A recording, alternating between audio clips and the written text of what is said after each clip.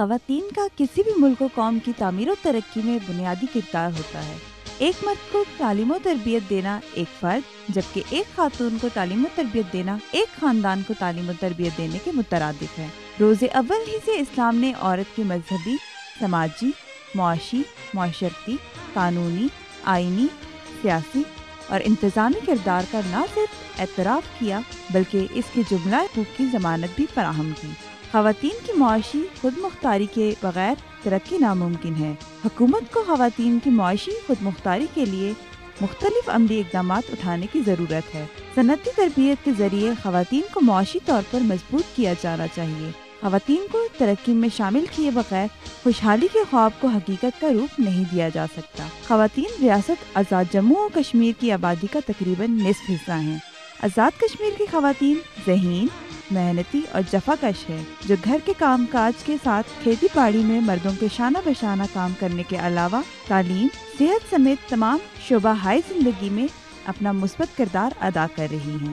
انسانی حقوق کے لیے کام کرنے والی غیر سرکاری تنظیم global prosperity network GPN Muzaffarabad سمیت 4 یونین کونسلوں کھیریاں، چڑک پورہ، لنگر پورہ میں خواتین کو ہنرمند، باروزگار اور خود کفیل بنانے کے لیے ایک منصوبے پر عمل پیرا ہے، جس کے تحت 120 خواتین کو باغبانی، زراعت، مرغیاں اور مال مویشی پالنے، دکانداری، ٹیلرنگ سمیت مختلف تربیت دینے کے بعد لاکھوں روپے کی لاگت سے چھوٹے پیمانے پر کاروبار بھی شروع کرنے میں ان کی مدد کی، جو اس وقت ان کاروبار کے ذریعے اپنے خاندان کی کفالت کر رہی ہیں۔ لنگر پورہ کی رہائشی آسیہ بخاری کو GPN نے بیوٹی پارلر کی تربیت اور مطلوبہ سامان بھی مہیا کیا، جس کے بعد وہ اپنے گھر میں بیوٹی پارلر چلا رہی ہے اور اپنے بچوں کے تعلیمی اخراجات پورے کرنے کے لیے خاوند کی مدد کر رہی ہے۔ مجھے یہ GPN کے تعاون سے یہاں پہ مجھے انہوں نے بیوٹی پارلر کے حوالے سے جتنی بھی چیزیں تھیں انہوں نے مجھے یہاں پہ پرووائڈ کی، اور یہاں پہ میں نے جب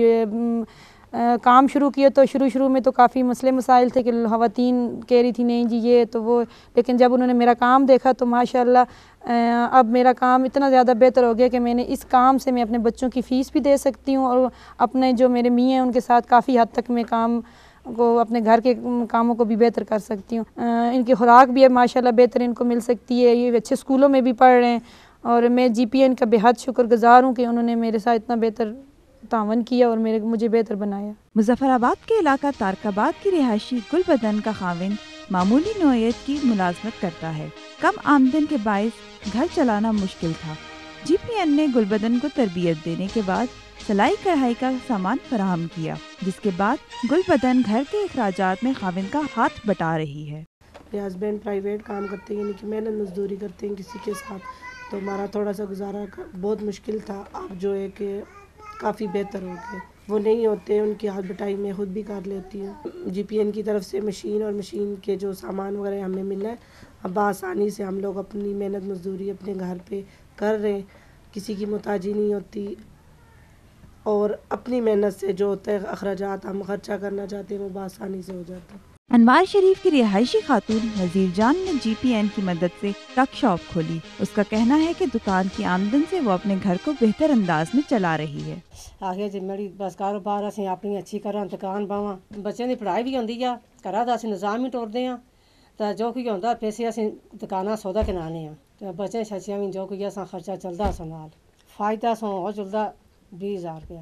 رامپورہ گاؤں کی رہائشی گلشن بی بی مال مویشی پال کر ان کا دودھ فروخت کرتی ہے۔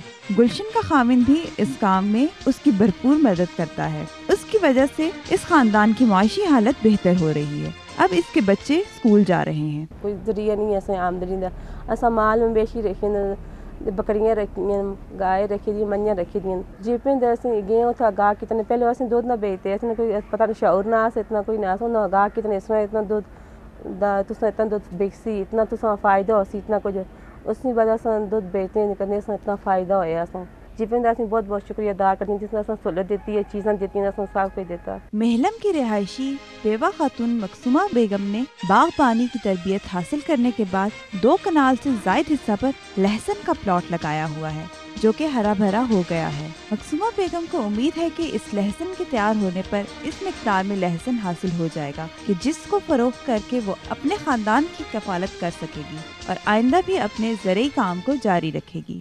GPN لیاں دیتا तो इसकी तो ये गरीब गुरबे असा अपनी मेहनत करसा कि माड़ा खामद फोत हो गया, मैं मेहनत कर रही अपने बाल बच्चे निज़ाम चलाना। परेशानियां तो बहुत होनी ना, किसी जी पैसे की कमी, किसी जी बच्चे या कोई कुकड़ी आंडा बेचा, कोई पूता बेचा, कोई एक ही करी अपने बाल बच्चे मेहनत करी, बाल बच्चा पढ़ाई, बड़ी दिक्कत बाल बच्चे इस तरह बच्चे पढ़ाने और बच्चे और सारे लज़मात पूरे करने बड़े मुश्किल काम है।